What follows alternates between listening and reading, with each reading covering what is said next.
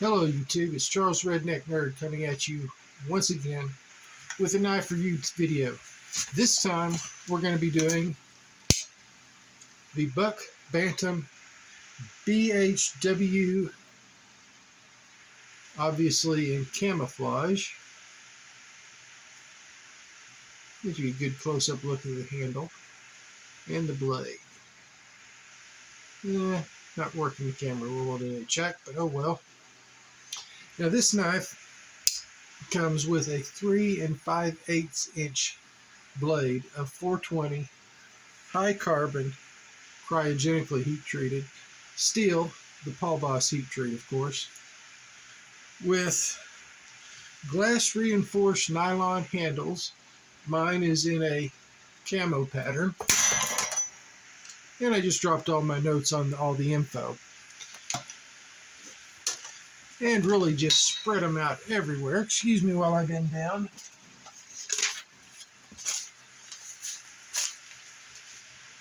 The handle length is 5 1/8. The overall length is 8 3/4. The blade thickness is 0.12, so basically 1/8 of an inch. The grind, like basically all bucks, is a hollow grind. It weighs 3.2 ounces. The HRC on the blade is 56 to 59, and it is that mid lockback. Now, I bought this knife initially back in 2020 because I thought it'd be a good everyday carry knife. You will note it does have a little lanyard loophole back here, and I wanted something about similar but not the exact style of the Buck 110s or even the light Buck 110s. And I thought, well, this one looks pretty cool. So I ordered it and got it. This is back during quarantine. Now, I will say this. There are some things I really dislike about this knife and some things I really love. We'll go over the dislikes first. One,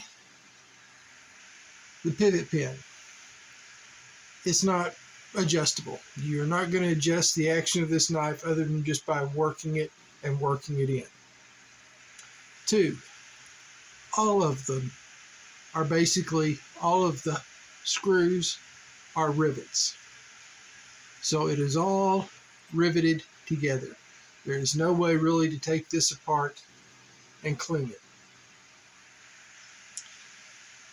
Now, the one big thing to me ended up being that pivot pin and it not being adjustable. I have neuropathy in my hands. It's taken a lot of work to get my hands back to where they are now from where they were in 2020.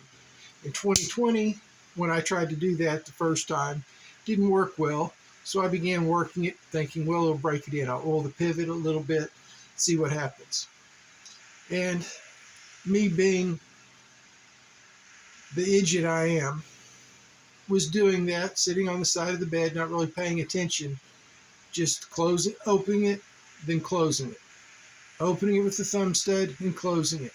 What I didn't realize, also because of the neuropathy, I can't really feel my fingers well.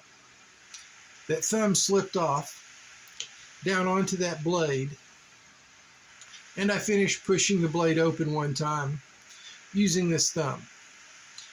And it cut about halfway across my thumb to the side, about there to there, basically all the way to the bone. Which when you're on blood thinners is not a good thing because you're going to bleed for hours. So you end up going to the hospital and getting, I think it was 6 stitches to hold it closed, as well as tetanus shot, etc., etc. So I put this down for a while, worked with other knives, worked with other things, trying to manipulate the fine controls of my hands, got to where I was just working this knife like this.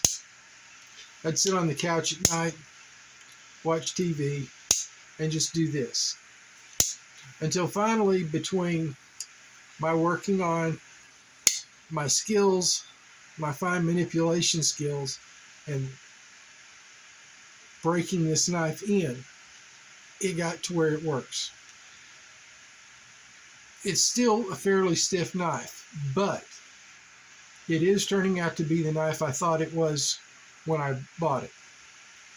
For $25 to $30, you get a USA-made buck knife with their typical warranty, with their typical heat treat and everything.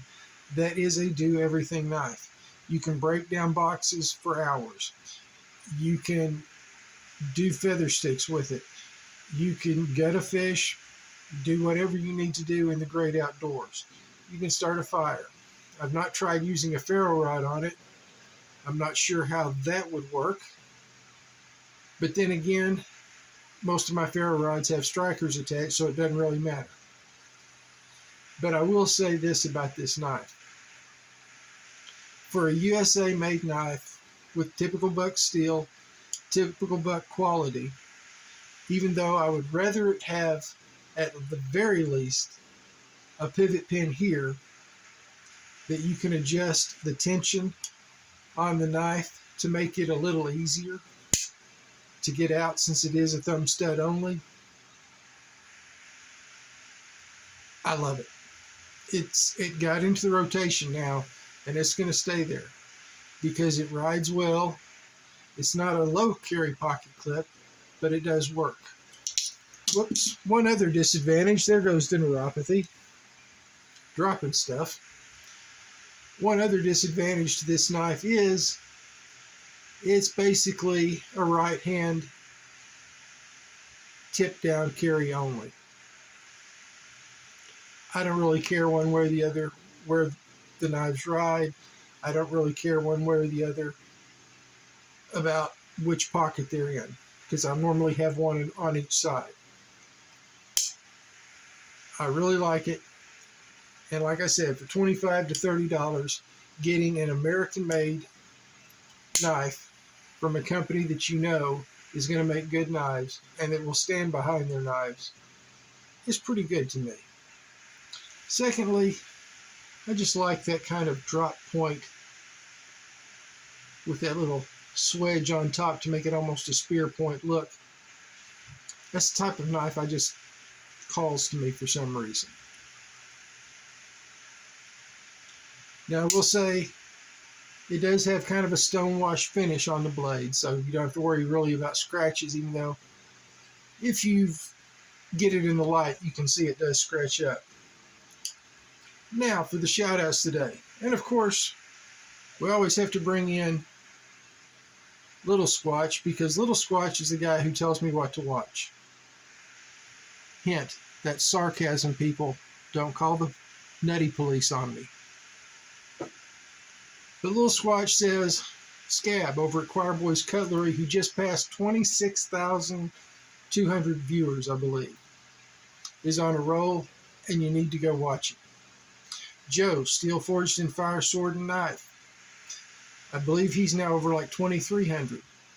You need to go check out Joe's channel. Best cinematographer in the books, in my opinion. Then we have my buddy Gruggs at Legion Tactical Cutlery. Gruggs, my man, you are absolutely crushing it, and I can see your skills improving on every video you do. Today we're going to shout out a guy, Tom Ritter. Tom Ritter's an outdoorsman who has a ton of wisdom he can share with you, a good collection of knives, and a lot of knowledge. So please check out Tom Ritter at, of course, Tom Ritter. It's not that hard, people.